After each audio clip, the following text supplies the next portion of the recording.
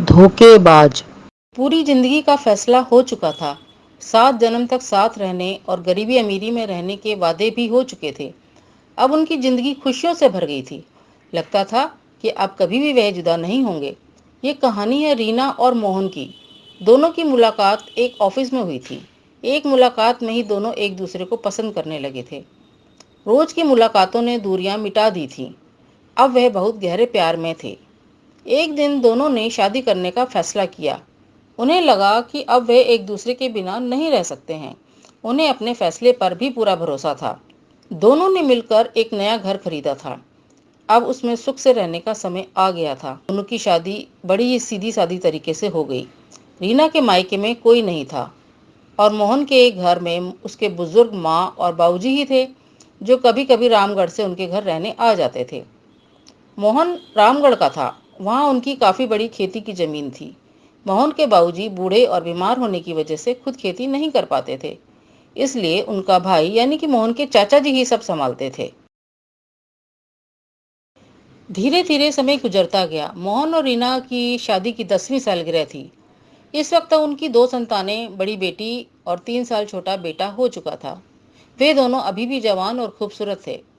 एक दिन अचानक उन्हें खबर मिली कि मोहन के बाबूजी का निधन हो गया है और वे दोनों आनंद फानन में दोनों बच्चों को लेकर रामगढ़ पहुंच गए। दाह संस्कार और 13वीं के बाद वे माँ को भी अपने साथ घर ही ले आए। समय तेजी से गुजर रहा था।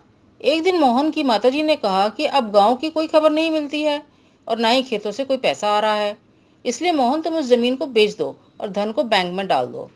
मोहन को भी उचित लगा, क्योंकि वे एक अच्छी कंपनी में काम करता था, तो वे नौकरी तो छोड़ नहीं सकता था।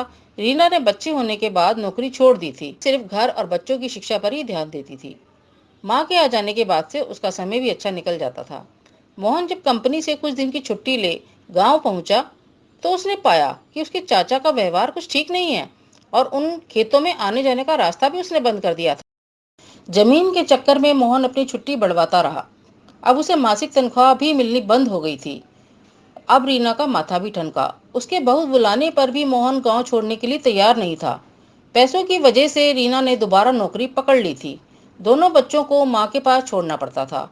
रीना सुबह घर का सारा काम करके जाती थी, फिर आकर शाम का घर का पूरा काम करती थी। उसे मोहन को भी महीने का खर्चा भेजना पड़ता था, क्योंकि उसकी सेविंग्स तो मकान बनाने और बच्चों की शिक्षा में ही लग गई थी। मोहन की माँ ने भी मोहन को जमीन छोड़कर घर वापस आने को बहुत जोर दिया, पर मोहन जमीन के चक्कर में पूरा फंस गया था। रीना बहुत ही परेशान रहने लगी थी। 5 सालों में मोहन सिर्फ 5 बार ही घर आया था। रीना का उससे अब झगड़ा रहने लगा था। उसकी जिंदगी के सुनहरे साल अब काले हो चुके थे। बिना पति के वे अब एक उदास जिंदगी गुजार रही थी।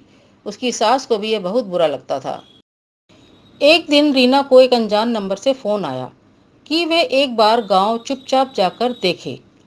रीना तो पहले ही परेशान रहती थी, अब उसके कान और खड़े हो गए, पर उसने गांव जाने की ठान ली। माँ को सब बताकर वे 5 दिन की छुट्टी लेकर मोहन को बिना बताए गांव पहुंच गई। वहां पहुंचकर उसने जो देखा तो उसका कलेजा फट गया। मोहन ने वहां दूसरा विवाह कर लिया था और उस गांव की औरत के साथ अपना जीवन बिता रहा था। वो रीना से महीने पर पैसे मंगाता था और खेतों को भी जितवाकर काफी पैसा कमाता था। रीना को अपना संसार जलता हुआ नजर आ रहा था। उसने छुपकर देखा कि उस औरत में ऐसा क्या था जो उसमें नहीं था। वह एक साधारण गांव की औरत थी, जिसने ना जाने कैसे उसके पति को अपने जाल में फंसा लिया था। पहले उसने गांव की पंचायत में जाने की सोची। वो अपना हक वापस लेना चाहती थी, लेकिन फिर उसका मन घृणा से भर उठा मोहन के प्रति, क्योंकि मोहन ने उसका संसार ही उजाड़ दिया था। उसको धोखा तो दिया ही था, अपने सभी कर्तव्यों से भी मुंह मोड़ लिया था। रीना को सब याद आने लगा। अकेले बच्चों को पालना, उनकी शिक्षा और बीमारी में अकेले सारी सारी रात तक जागना, नौकरी पर जाना, दिवाली करवा चौथ अकेले मनाना, अकेले में रात रात को रोना और अपने साथ किसी को नहीं पाना। पर पति पर उसका विश्वास पक्का था। वे सोचती थी कि उसका पति जमीन बेचने और बच्चों का भविष्य बनाने के लिए ही तो गांव में अकेला पड़ा है। लेकिन सत्य जानने के बाद उसका मस्तिष्क सिर्फ एक ही बात कह रहा था कि मोहन को दंड देने का हक सिर्फ उसका ही है, पंचायत या कानून का नहीं। क्योंकि उसने जो खोया था उसकी कोई कीमत उसे वापस नहीं मिल सकती थी। और उसने निश्चय कर लिया। वे जंगल में गई और एक मोटा पेड़ का तना उठा लाई। हाथ में तना लेते ही उसे लगा कि उसे उसमें माँ कालका आ गई है। उसने तीव्र गति से जाकर उनका दरवाजा पीटना शुरू कर दिया। दरवाजा पीटने की आवाज सुनकर आस पड़ोस के परिवार के घर से बाहर निकलने लगे। मोहन भी जल्दी से दरवाजा खोलकर बाहर आया। रीना को वहां देखकर उसके तो होश ही उड़ गए। वे हकलाता हुआ बोला कि रीना, तुम यहाँ क्या कर रही हो? मार बच्चे तो वहां अकेले होंगे। तभी वे दूसरी औरत भी, जब तक मोहन के पीछे खड़ी थी, मोहन के पीछे से निकलकर आगे आ गई, जैसे उसे पूरा विश्वास था कि वही मोहन की पत्नी है। काश कि उसे भी मोहन के झूठ का पता होता, और पता होता रीना के उजड़े जीवन और गृहस्थी का। रीना ने आव देखा ना ताव, और उसने मोहन के ऊपर तने से कस कस कर वार करना शुरू कर दिया। वो भूल चुकी थी कि वह उसका पति है। वे दूसरी औरत भी आगे आई। रीना ने उस पर भी वार किए। मोहन डरा हुआ तो था ही, वो बाहर निकलकर भागा। इतनी देर में पड़ोसी भी दखलंदाजी करने लगे।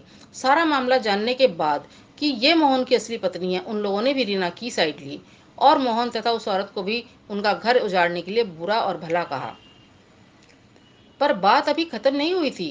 रीना मोहन के पीछे भाग रही थी। लगता था उसका बदला अभी पूरा नहीं हुआ है। लोगों ने मोहन को पकड़कर रीना के सामने किया। रीना का चेहरा क्रोध व दुख की वजह से लाल हो चुका था। मोहन उससे माफी मांग रहा था और कह रहा था कि इस औरत से उसने विवाह नहीं किया है। ये तो मेरे खेतों में कटाई करती है और सिर्फ टाइम पास है। रीना को उससे अब और भी नफरत हो रही थी। उसने कहा कि तुम असल में इस टाइम पास के ही लायक हो। तुमने मेरे प्यार, विश्वास और एक पत्नी के मान की जो धज्जियां उड़ाई हैं, उससे मुझे अपने चुनाव में जो मैंने तुम्हें लेकर किया था, कहीं ज्यादा अफसोस हो रहा है। मैं तुम्हें अभी और इसी वक्त अपने जीवन से अलग करती हूँ। तुम अब अपने बच्चों के चेहरे भी नहीं देख पाओगे। और हाँ, कभी ये नहीं सोचना कि इस टाइम पास के साथ रहकर तुम फिर से मेरे कभी नजदीक भी आ पाओगे। यह कहकर उसने वापस जाने के लिए वो रास्ता पकड़ा जो उसे बस अड्डे तक ले जाता था।